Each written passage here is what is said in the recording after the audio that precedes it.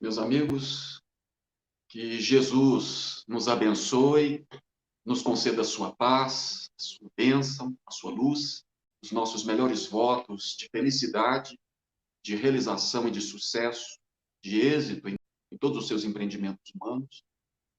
Em nome de Deus e de Jesus, desde já o nosso agradecimento pela atenção de todos, agradecendo ainda pela oportunidade do trabalho, na pessoa do nosso presidente, José Roberto, a quem agradeço penhoradamente pela oportunidade. Que Deus possa estar conosco, nos iluminar e nos abençoar, inspirando os nossos corações na busca das ideias que nos forem propostas pelo estudo em continuação do livro da Esperança, capítulo 56, intitulado Cada Servidor em Sua Tarefa. Eu peço licença, então, já de imediato, para fazer a leitura do capítulo 56. Todo aquele, pois, que escuta as minhas palavras e as pratica, assemelhá-lo-ei ao homem prudente que edificou a sua casa sobre a rocha. Jesus, Mateus, capítulo 7, versículo 24. Todos os que reconhecem a missão de Jesus dizem: Senhor, Senhor. Mas de que serve lhe chamarem mestre ou Senhor, se não lhe seguem os preceitos? Evangelho segundo o Espiritismo, de Allan Kardec, capítulo 18, item 9. Agora vem a elucidação emanuelina. No campo da vida, cada inteligência se caracteriza pelas atribuições que lhe são próprias. Seja nos recintos da lei, nos laboratórios da ciência, no tanque de limpeza ou a cabeceira de um doente, toda pessoa tem um lugar de revelar-se. Não te afirmes desse modo inútil ou desprezível. E atendendo ao trabalho que o mundo te reservou, não te ausentes da ação, alegando que todos somos iguais e que por isso mesmo não adianta fatigar-se alguém por trazer a nota em que se particulariza a sinfonia do universo. Sim, todos somos iguais na condição de criaturas de Deus e todos nos identificaremos harmoniosamente uns com os outros no dia da suprema integração com a infinita bondade.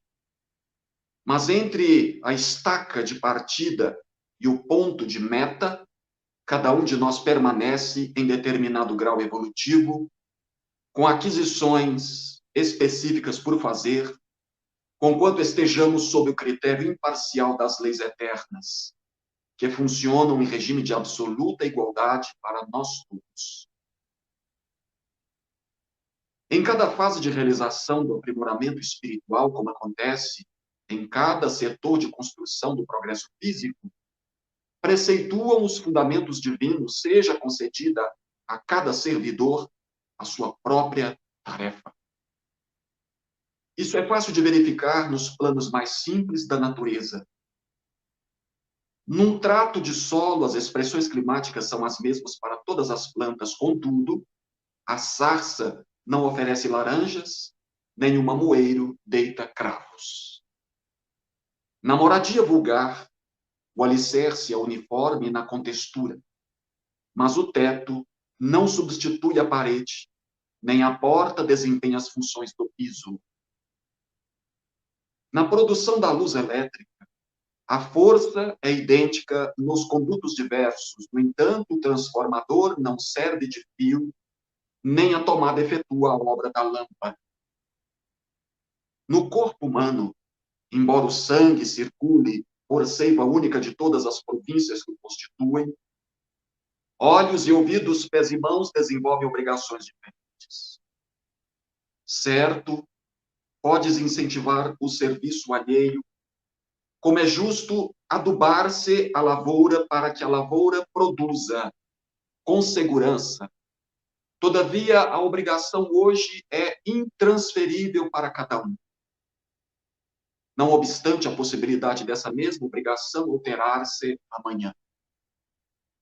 Realiza, pois, tão bem quanto possível a tarefa que te cabe e nunca te digas em tarefa excessivamente abarcada.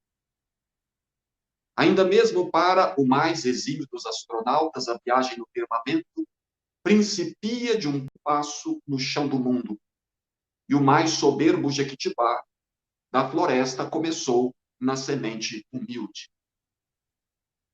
Uma bela mensagem, como sempre. Meus amigos, a proposta de Emmanuel, fundamentada no pensamento de Jesus, é aquela que evoca o talento de que todos somos portadores como filhos de Deus para a nossa participação ou integração na grande obra da vida. Emmanuel destaca aqui os verdadeiros empecilhos do trabalhador ou do filho de Deus na seara do mestre para a realização das atividades ou dos compromissos para os quais todos nós fomos chamados. Nós percebemos isso mais nitidamente nas áreas em que atuamos, na área profissional, nas atividades laborais, mas também percebemos nas organizações religiosas, na casa espírita, mais especificamente. Ao avistarmos determinados comportamentos de companheiros que, a princípio, se destacam pelo ânimo e pela empolgação, mas que se deixam dominar ao longo do tempo pelo desânimo e pela decepção, pelo ressentimento e, muitas vezes, encerra a sua atividade ali com extremado ódio. Em virtude dos contratempos, das atividades contraproducentes, das problemáticas naturais da convivência humana, da convivência com as criaturas, com os companheiros, com os confrades, tá? Da casa, da empresa ou mesmo do lar. Não são poucos aqueles que, inspirados pelos melhores ideais, trazendo mesmo compromissos do mundo espiritual, que se rebelam diante das tormentas e dos primeiros desafios. E quando colhem as primeiras sarças, os primeiros espinhos, desanimam-se, entregam-se à modorra, à indiferença, e largam ou abandonam o seu compromisso, saindo de sua posição estratégica, onde ele foi colocado estrategicamente para desempenhar uma função relevante, para embrenhar-se por outros caminhos que podem ser perfeitamente lícitos, quando não se convertem numa verdadeira perversão desvirtuadora das finalidades sagradas que esse mesmo indivíduo estabeleceu em seu planejamento reencarnatório na atual existência. Não são muitos os que começam muito bem e que se desviam, entregando-se à desesperação, às obsessões cruéis, à loucura ou até mesmo à perversão dos comportamentos. Mas há aqueles também que desanimam, que desistem e que vão buscar aquilo que almejam ou aquilo que desejam ter como sendo uma atividade que lhe traga mais satisfação e mais prazer.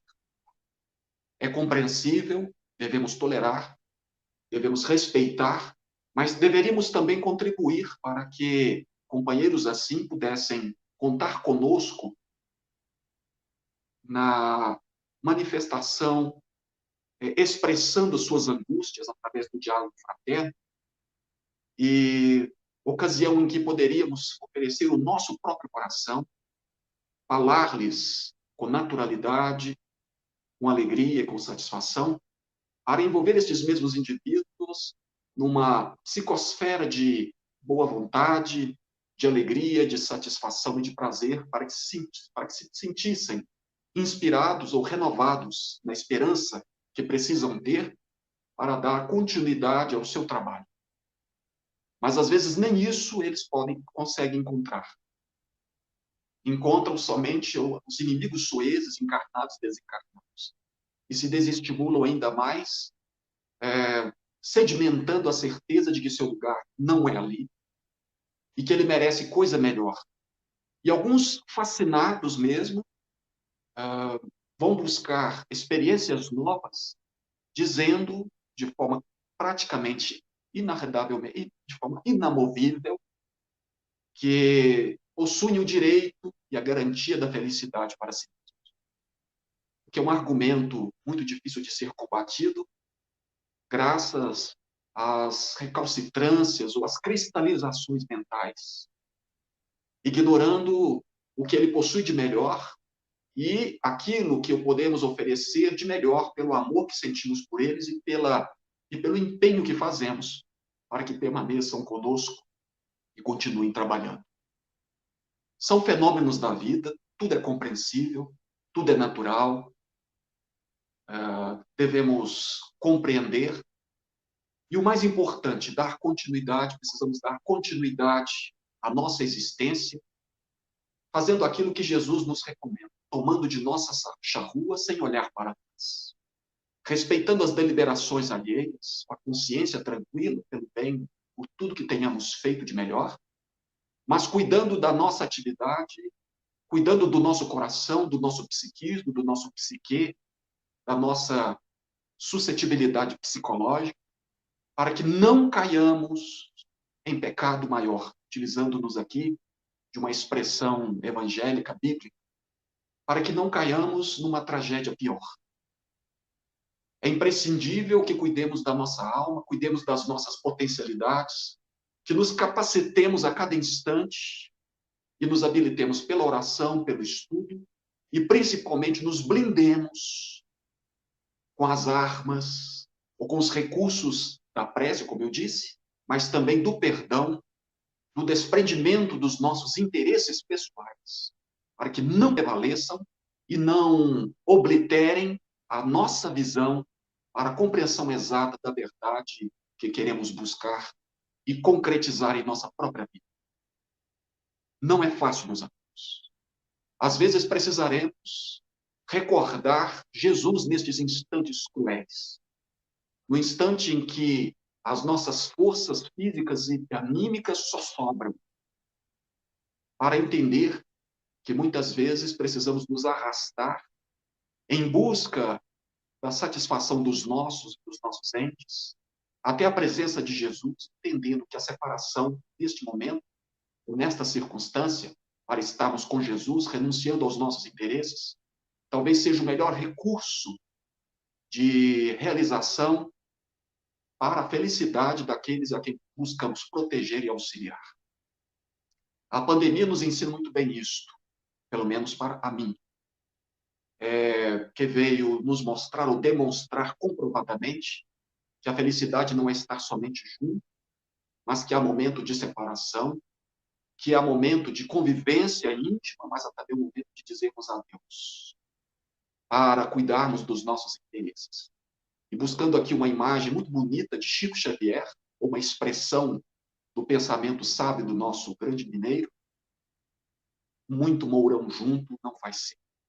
Precisamos nos espalhar, ou nos espraiar pelo mundo, edificando a grande obra do Evangelho, onde quer que estejamos, na certeza de que tudo está tudo muito bem e que precisamos crescer onde fomos ou estamos plantados. Valorizando as competências íntimas, através do preparo contínuo, do cultivo da esperança e da nossa fé no futuro, mas buscando para que estejamos submetidos ao magnetismo doce do Mestre Jesus e de seus prepostos, dos nossos anjos guardiães, dos nossos espíritos protetores, que serão as alavancas iluminadas que haverão de nos sustentar nos momentos de titubeio, de vacilação.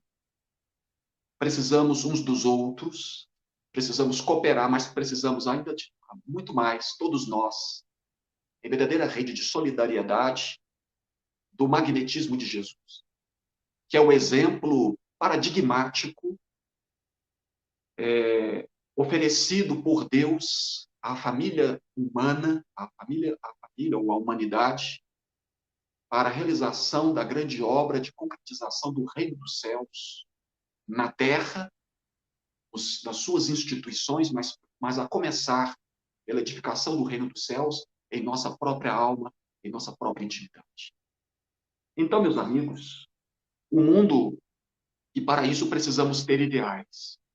E vivemos num mundo em que só sobra o ideal superior do verdadeiro amor desprendido que se sacrifica em favor da harmonia de todos. O bem será a tônica de nossas existências.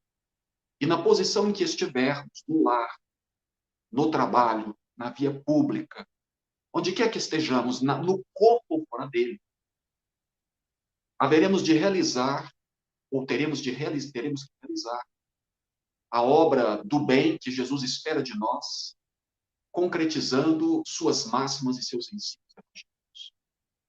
Porque não faz sentido chamarmos Senhor, Senhor, se não exemplificamos ou se não damos ouvidos à proposta que deve ser metabolizada pelo nosso coração, pela nossa alma, a fim de se manifestar de forma concreta no mundo, refletindo a bonançosa misericórdia do nosso Deus.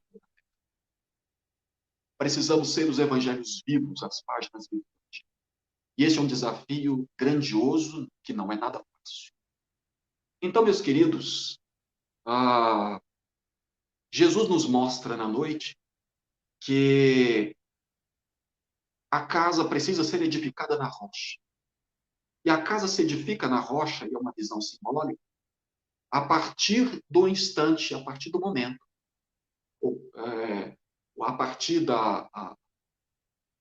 momento, vamos dizer assim, em que o seu ensino, quando passamos a ouvir o seu ensino e a praticá-lo.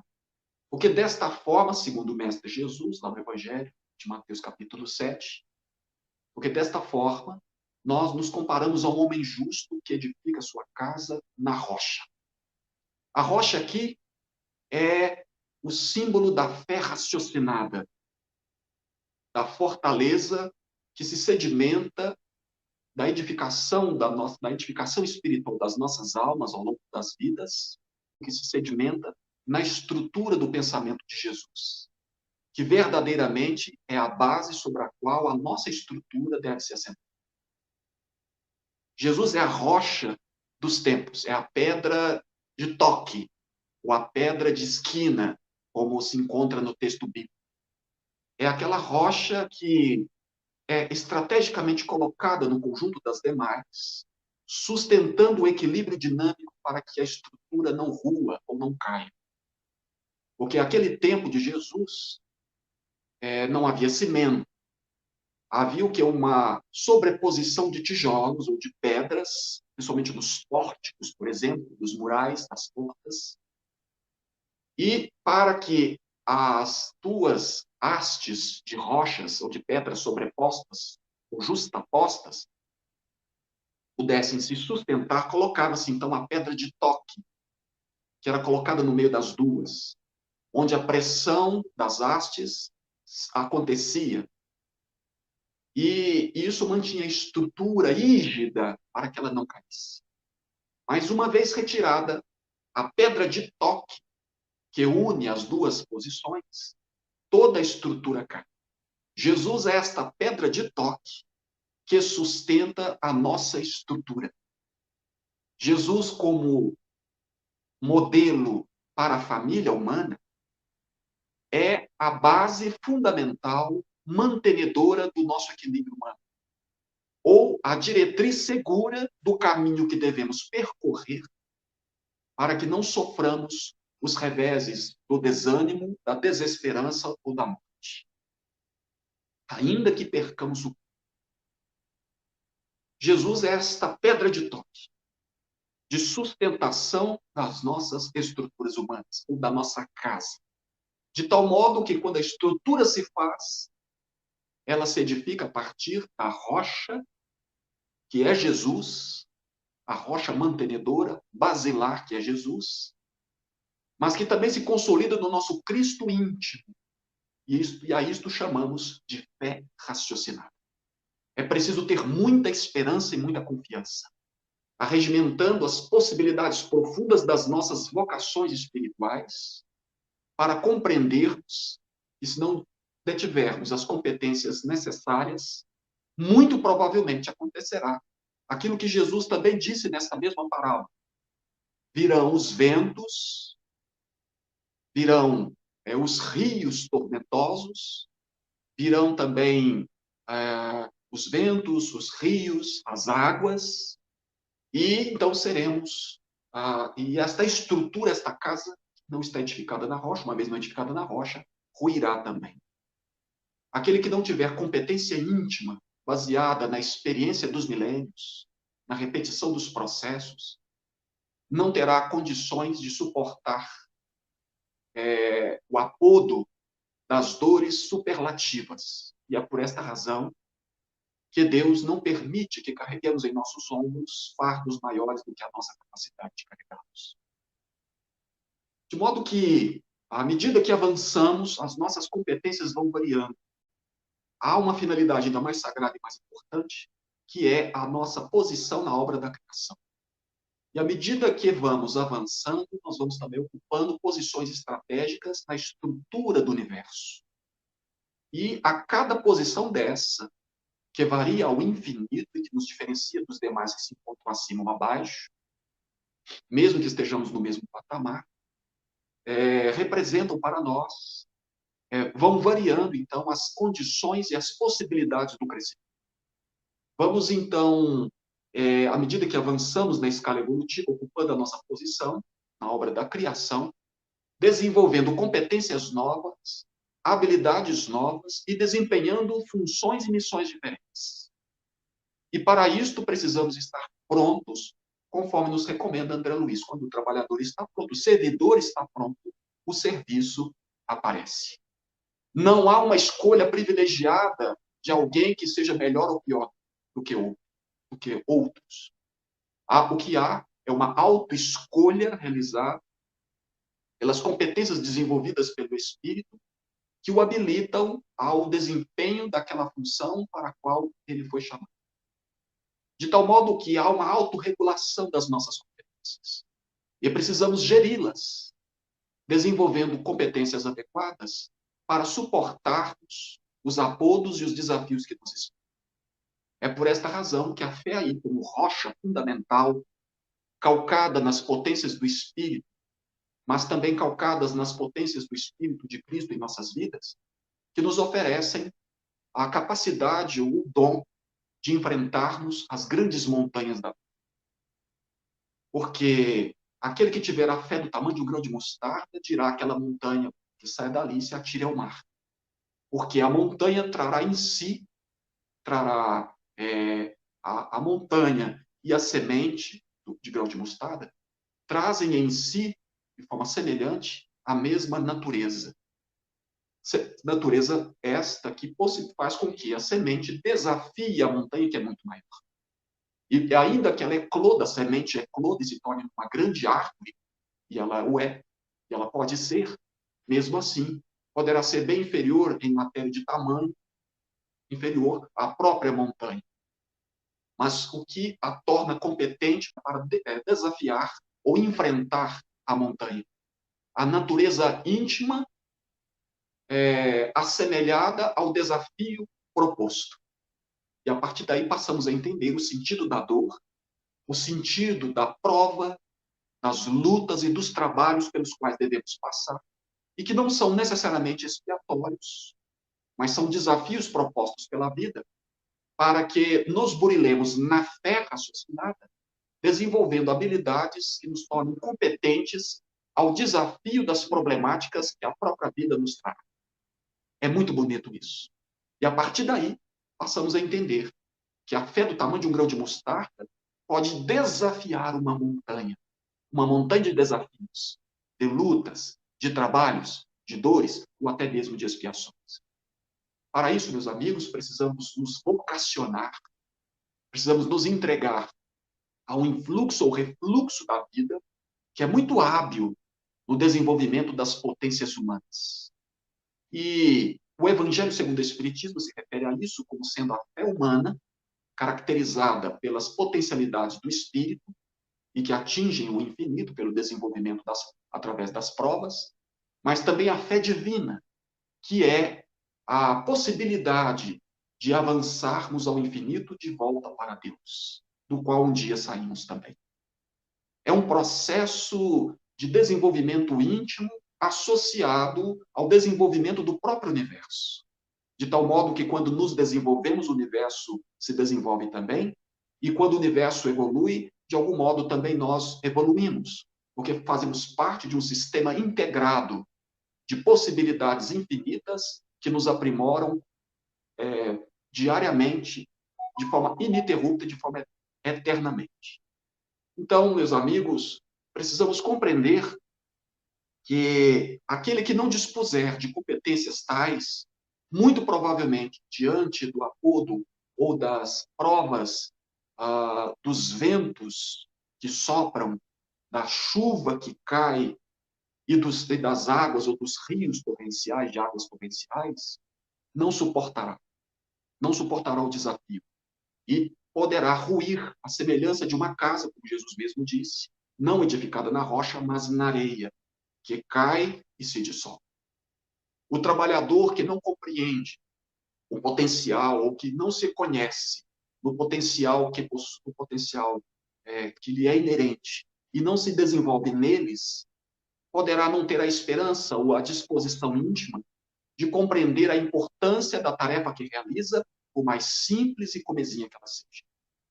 Porque, deste ponto de vista, não haverá trabalho indigno, mas sim trabalhadores indignos que não compreendem o sentido do seu papel e da sua finalidade. Não. Todos temos a nossa importância. Todos temos o nosso valor, porque somos filhos de Deus e trazemos o DNA de Deus em nós mesmos. Não podemos nos desprezar, nos aviltar num esquema de autossabotagem psicológica. Precisamos nos valorizar como filhos de Deus, submetendo-nos à vontade do Senhor para que sejamos cada vez melhores. Mas é óbvio que aqui nós estamos dizendo que somos excelentes, que somos excepcionais, porque existem aqueles que se encontram muito acima de nós e que nos cultivam e que nos impulsionam no processo evolutivo, que nos impulsionam no nosso processo de evolução. Mas precisamos compreender que também não somos desprezíveis. Não somos melhores do que ninguém, mas também não somos piores do que ninguém. Que somos semelhantes porque dispomos das mesmas oportunidades a partir da simplicidade e ignorância, adquirindo possibilidades novas, adquirindo elementos novos, valores novos ou princípios novos, e compreendendo ainda o nosso papel na grande seara do bem, onde fomos plantados, onde fomos colocados por Deus para o desempenho dessas mesmas tarefas. Isso nos faz recordar a proposta de Jesus, mais uma vez, lá na sua parábola dos talentos. Porque cada talento daquele que foi oferecido ao trabalhador foi dado conforme, segundo Mateus registra lá no capítulo 25, foi dado conforme a capacidade de cada um. Vejam ali que as possibilidades são distintas. O primeiro recebeu 5 talentos, o segundo 2 talentos e o terceiro recebeu 1 talento. Vejam, cada um com sua capacidade, com seu talento, com sua disposição. Todos devidamente considerados conforme a sua capacidade. Isso também nos faz pensar que na vida nós temos aquilo de que precisamos. Somos colocados na posição adequada à realização da grande obra de Deus. Que as provas não são maiores nem menores do que a nossa própria capacidade. E que não nos faltam recursos que supram as nossas deficiências para que sejamos bem-sucedidos em nossos planejamentos, em nossos objetivos, em nossas teses, em nossos trabalhos. De modo que ali nós vemos, então, um senhor ou mestre que vai para uma longa guerra e distribui os seus bens a 3 trabalhadores, seus servos. O primeiro recebe 5, empreende estes 5 talentos para ter 10.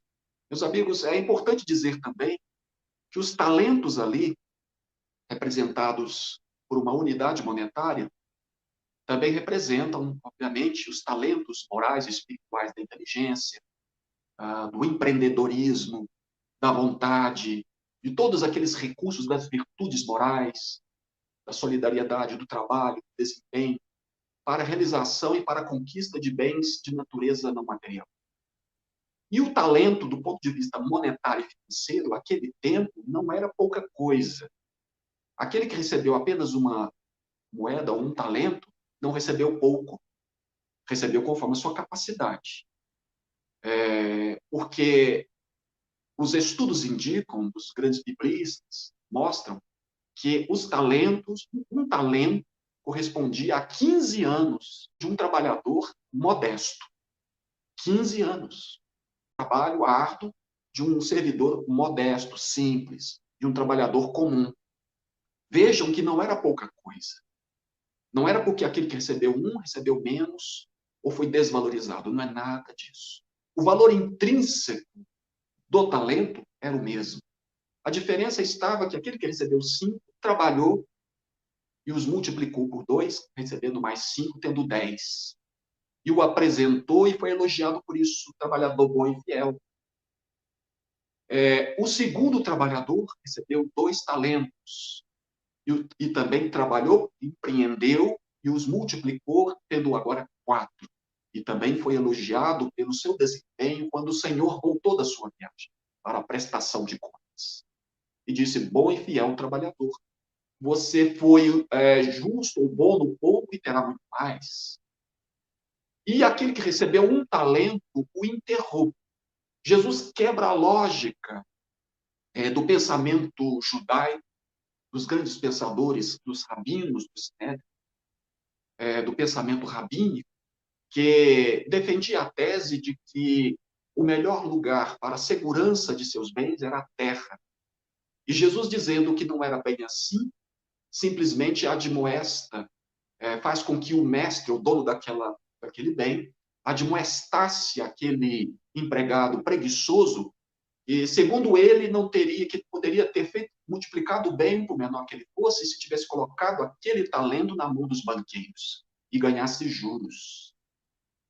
Então vejam que o empreendedorismo, a capacidade de empreender, de realizar, independe da quantidade dos bens, porque são bens valiosos concedidos pela divina providência ao desempenho das tarefas relevantes, que são todos bens dispensados pelo mesmo Senhor. Vamos encontrar, então, no fechamento desta parábola, a parábola dos talentos, uma advertência curiosíssima de Jesus, quando ele diz que aquele que tem, mais lhe será dado. E aquele que não tem, até o que tem, lhe será tirado. Vejam o papel, a responsabilidade de todo aquele que se sente, por exemplo, tendo apenas um talento na seara do mestre e que se sente desprezado, aviltado na sua pequenez ou incompetência. Não é nada disso. É preciso ter uma autoestima elevada, muita esperança para continuar, mas compreendendo o valor dos bens de que dispõe para realizar, no ponto em que se encontra, a atividade que dele é esperada. Somos aqueles trabalhadores diferentes, digamos assim, iguais na essência, mas diferentes na capacidade de administração destas mesmas possibilidades. E aqueles que mais têm, mais conseguem ter, por acréscimo de misericórdia de Deus. E aqueles que não têm, até o que parece ter, porque não têm, perdem. E isso é também demonstrado na parábola do talento, na parábola dos talentos. Porque Jesus ali afirma que o Senhor tomou, então, aquele talento que havia sido enterrado pelo servo mau e infiel, ou imprudente, e o deu, ou transmitiu, ou cedeu àquele que tinha 10 talentos. Aquele que, em princípio, tinha 5 e passou a ter 10. E aí nós nos perguntamos, por que ele não deu, então, para aquele que tinha 4 talentos? Porque aquele que mais tem, mais lhe será dado. Se buscamos, meus amigos, realizações importantes, é muito difícil que contemos com o auxílio daqueles que disponham de tempo. Porque aqueles que têm tempo, nunca têm tempo para fazerem alguma coisa. Mas aqueles que não têm tempo, sempre encontram tempo para fazer algo mais. Porque sabem administrar o talento do tempo. Porque o tempo também é um grande talento. principalmente nos dias de hoje,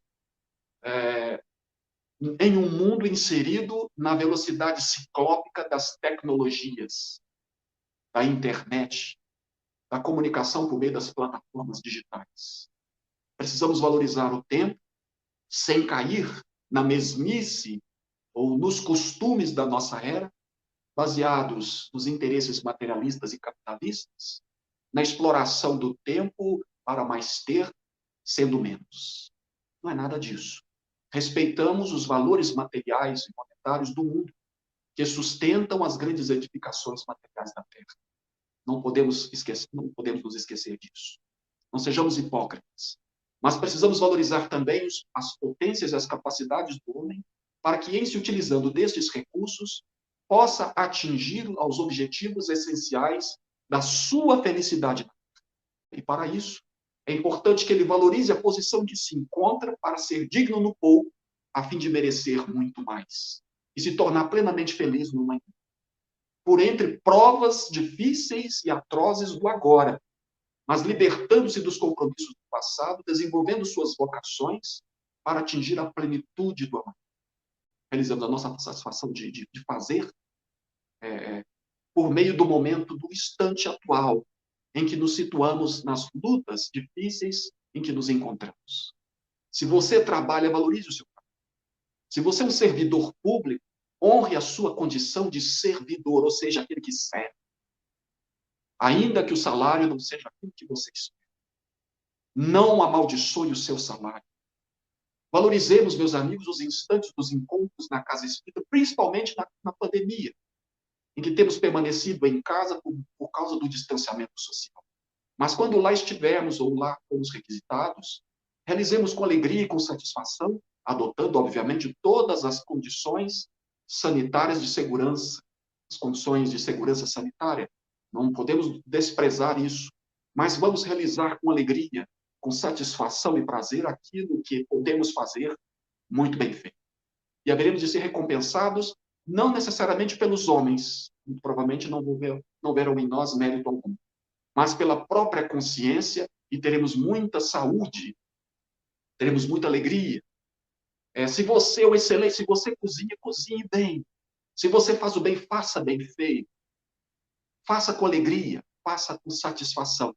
E você já poderá desfrutar por antecipação de uma verdadeira felicidade que o salário material não pode dar. E se você puder fazer aquilo que realiza, ainda com dificuldade, com a alegria e com a satisfação, com a consciência do dever bem cumprido, de forma honesta, desinteressada, e ainda receber o salário, terá uma satisfação dupla, que estará sendo recompensado materialmente, mas disporá de consciência tranquila e de uma satisfação íntima que absolutamente ninguém poderá tirar de você. São coisas incompreensíveis para aqueles que veem nas coisas que vêm no mundo, nos interesses materiais, apenas a satisfação do seu hedonismo ou do seu prazer corporal. Vemos isso, meus amigos, no pensamento de André Luiz, quando se encontrava em nosso lar, no diálogo com Narcisa, quando falava do esquema do bônus hora, que é, às vezes, até criticado por aqueles que não entendem o sentido daquele trabalho.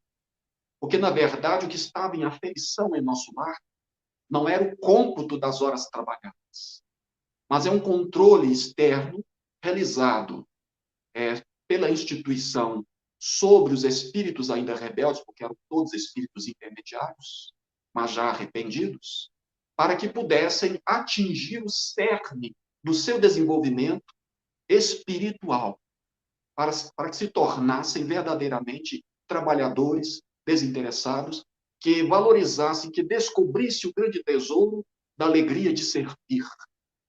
Porque isto é inestimável, a alegria de servir, a alegria de fazer com satisfação, com prazer, independentemente dos resultados.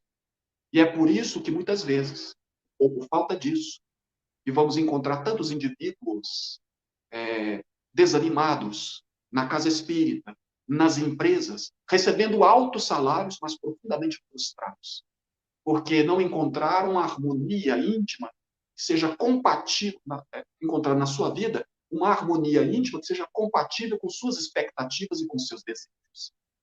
Aquele que dispuser, ou aquele que realizar alguma obra com alegria, com a satisfação que somente os amantes podem ter, terá um grande tesouro, porque não perceberá a passagem do tempo, o fará com toda alegria e ainda agradecerá pela oportunidade na expectativa de um dia seguinte em que ele possa dar continuidade ou repetir a experiência.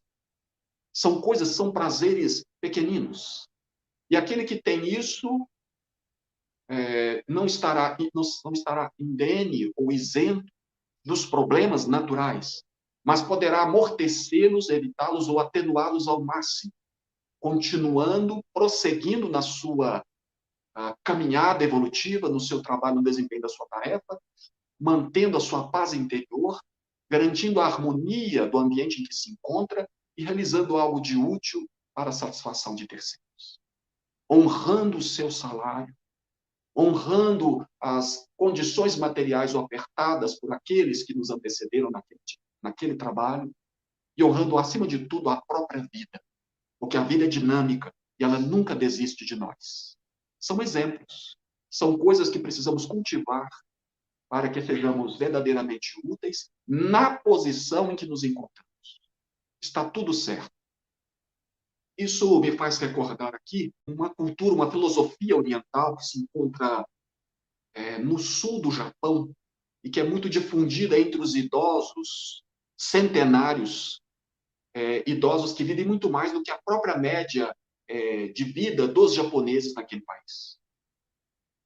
São indivíduos centenários, 101, 102, 105, 110 anos, 111 anos. São seres longevos.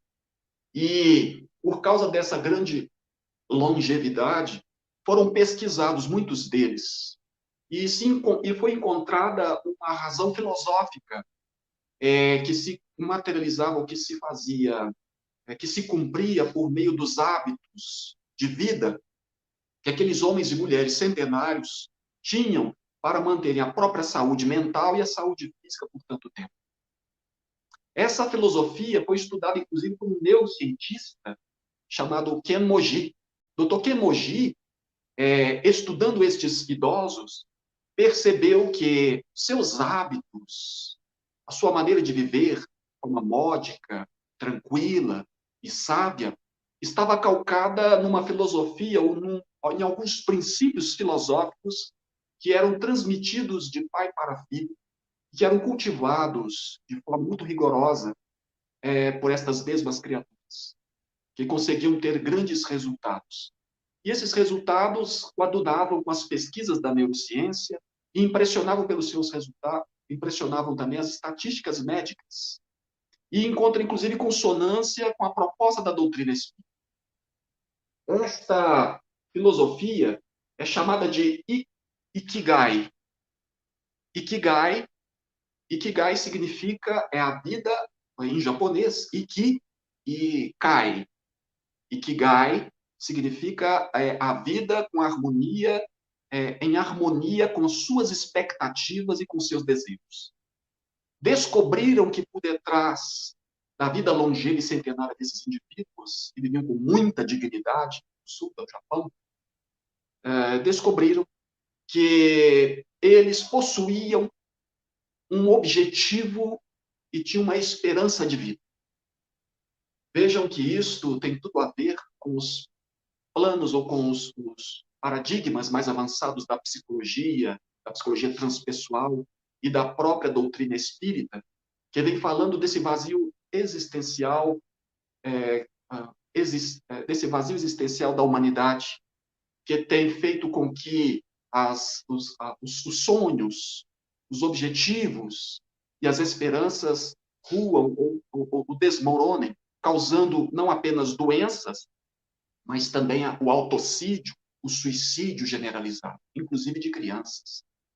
Disseram que aqueles que dispõem essa cultura do Ikigai afirma que aquele que tem um sonho, um objetivo de vida, vive muito mais, e vive bem, e vive melhor, e vive com qualidade. Porque a vida não é esse peso da desgraça, é, acima de tudo, uma esperança de felicidade que se constrói dia após dia na convivência com o outro e na realização do bem. E o primeiro princípio da cultura Ikigai, olha só que interessante, tem tudo a ver com doutrina espírita, é amar aquilo que você faz. Como nós...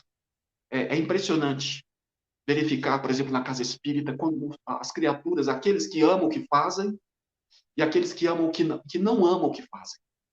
Muitos estão ali porque às vezes saíram de outras doutrinas esperando um paraíso fácil e quando não encontram a resposta, simplesmente se afastam.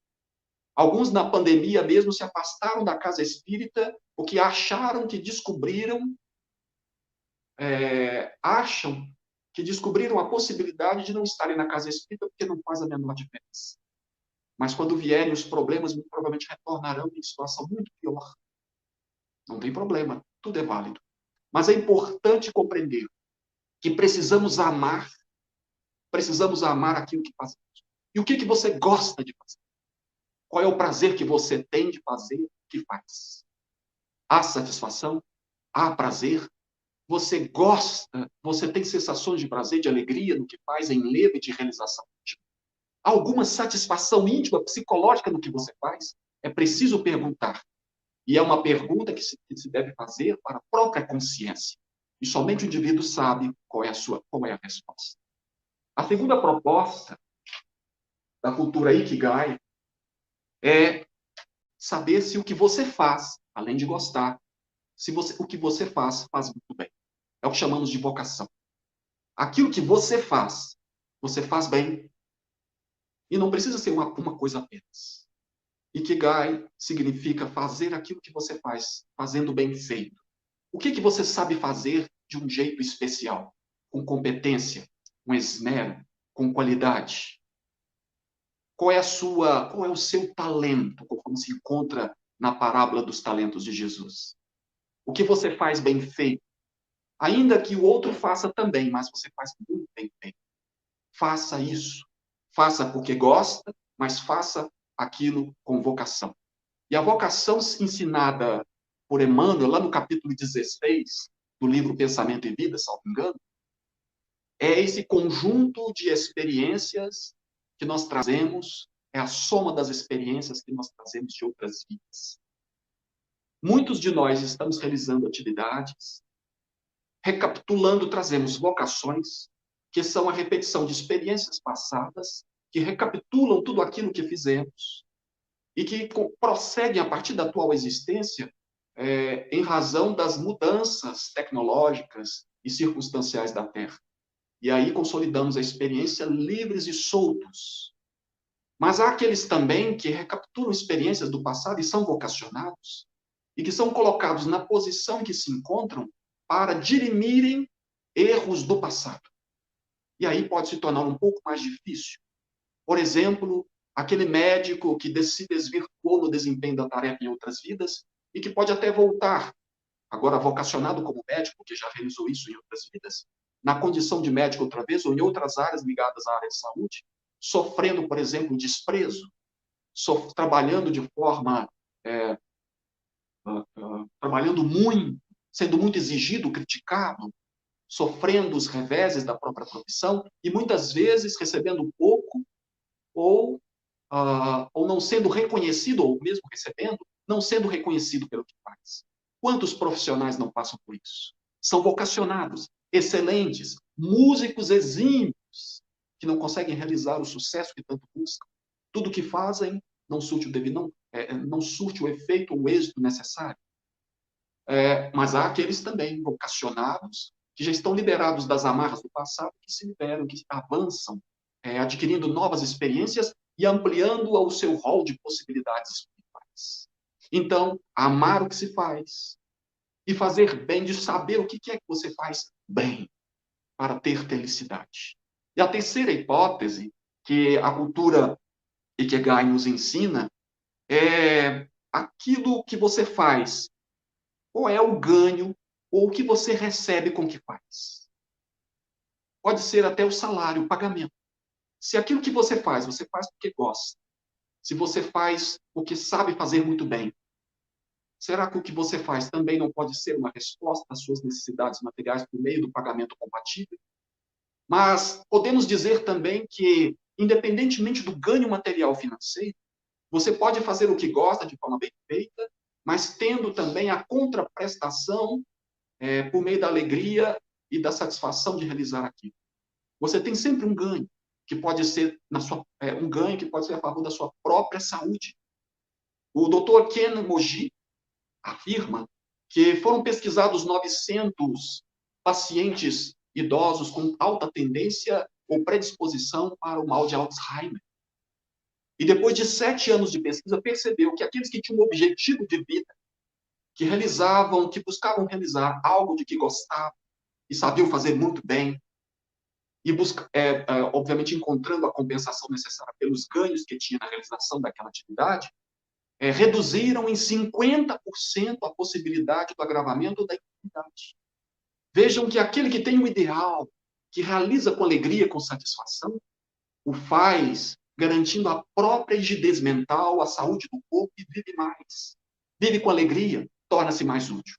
Mas há também um quarto princípio da cultura Ikigai, que é a seguinte: aquilo que você faz é útil para o mundo, serve para alguém, tem utilidade para a felicidade dos outros. Porque a verdadeira felicidade se encontra na convivência com o outro e na satisfação que podemos ter de ver a alegria e a realização da coletividade. Podemos ser injustiçados pela ingratidão, mas a satisfação, como disse Jesus a Simão Pedro no livro Boa Nova, a satisfação que haveremos de ter pelo bem realizado, nem mesmo o ingrato poderá tirar de nós. É deitar, é nos reclinarmos, mantendo a alegria, a satisfação de viver pela consciência tranquila. Recordando as 4 propostas, ou falando das 4 propostas dessa cultura milenar dos japoneses, que se coaduna perfeitamente com o pensamento cristão, com o pensamento espírita, de Allan Kardec, o Livro dos Espíritos, na pergunta 922. Que aquilo que falta para um pode ser a infelicidade para o outro. E Allan Kardec, então, pergunta, diante desta premissa ou desse preceito, se haveria uma medida de felicidade comum a todos os homens. E os espíritos respondem que seria a consciência tranquila do ponto de vista material e a posse do necessário. A dignidade do salário, do trabalho, tudo isso é muito importante. E as ciências econômicas vão ter que trabalhar muito para suplantar os interesses mesquinhos dos ganhos fáceis, para que haja verdadeiramente uma inclusão social de todas as criaturas que dependam dos recursos materiais para sobreviver. Em que haja uma justiça social tamanha baseada no respeito e na solidariedade humana. Então, do ponto de vista material, é a posse do necessário. Mas do ponto de vista espiritual, é a consciência tranquila e a fé no futuro. Aquele que dispuser de esperança no dia de amanhã, na vida após o corpo, na vida post-mortem, e trouxer o coração, a consciência pacificada pelo bem que faz, dispondo, obviamente, pelo trabalho honesto, pelo esforço cotidiano, pela satisfação de ser sempre útil para si mesmo, terá também a satisfação básica das suas necessidades materiais pela posse do necessário. Meus amigos, precisamos valorizar os nossos potenciais, acreditando que tudo que temos, inclusive o que é material, ainda que tenha sido adquirido pelo nosso suor, é uma concessão do amor e da providência de Deus. Valorizemos o que Deus nos deu. No pouco que temos, para merecermos muito mais. Porque aquele que tem, mais lhe será dado. Mas aquele que não tem, porque é um empréstimo da vida, como se encontra lá na parábola dos talentos, até o que tem, porque não é seu, é uma concessão da vida, poderá ser tirado e cobrado. Então estamos submetidos à vontade, aos desígnios de Deus, que é muito justo e sábio nas disposições que faz para a nossa felicidade na Terra. Muito obrigado, meus queridos. Muita paz e muito obrigado pela atenção de todos. Que Deus lhes pague.